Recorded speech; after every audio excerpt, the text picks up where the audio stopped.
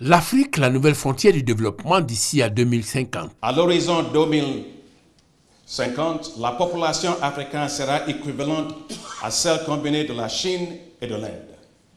L'urbanisation rapide et l'augmentation de la classe moyenne, qui devrait passer de 350 millions à près de 1,1 milliard de personnes en 2060, laisse entrevoir que l'Afrique sera un énorme marché de consommation. Seulement voilà, des contraintes plombent cet énorme marché de consommation. Elles ont pour nom la faiblesse budgétaire des États africains, liée à la faible mobilisation des ressources fiscales, du fait notamment de la prépondérance du secteur informel dans nos économies, la faible inclusion financière du secteur financier, la sous-capitalisation des institutions financières, faiblement intégrées entre elles, mais également avec le marché international, la baisse dans ces dernières années de l'aide publique au développement, la rigidité des partenaires multilatéraux et bilatéraux sur l'application des taux de concessionnalité liés aux prêts, même en faveur des projets marchands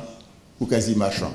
Voilà qui explique la journée de l'Afrique initiée par la Banque européenne d'investissement en 2015. Journée dont la seconde édition a lieu ici à Abidjan en partenariat avec la BAD, Banque africaine de développement, au siège de la dite institution. Objectif, examiner les questions essentielles pour booster le développement de l'Afrique en exploitant tout son potentiel. Le président du groupe de la BAD, celui de la Banque européenne d'investissement, le directeur de la coopération internationale et du développement de la Commission européenne sont unanimes sur une chose: la réussite de l'Afrique est vitale pour l'économie mondiale.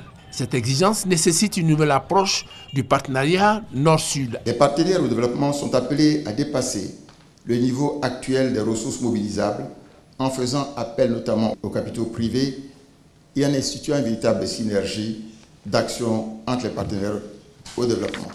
Par ailleurs, l'accompagnement doit être plus conséquent avec une juste appréciation des risques et des critères de concessionnalité.